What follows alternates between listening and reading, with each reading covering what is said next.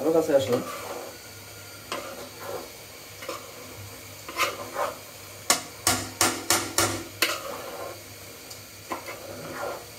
এই হচ্ছে ঈদ স্পেশাল বিরিয়ানি এবং এই বিরিয়ানিটা বানানো হচ্ছে শান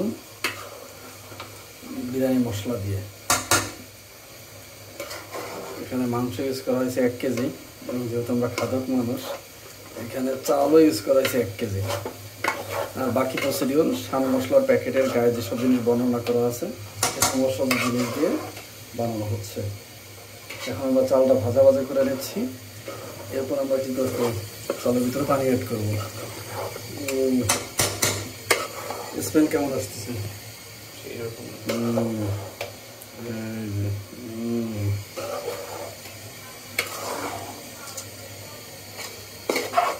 মূলত আমরা চালটা ভেঙে নিচ্ছি কেন, কারণ যদি এখন হুট করে পানি অ্যাড করে দিই চালটা ভেঙে যাবে, মানে আলু ভর্তা হয়ে যাবে বিরিয়ানির বদলে। দ্যাটস ওয়াই আপনি যতটা পারবেন চালটাকে ভাজা ভাজা করে নেবেন।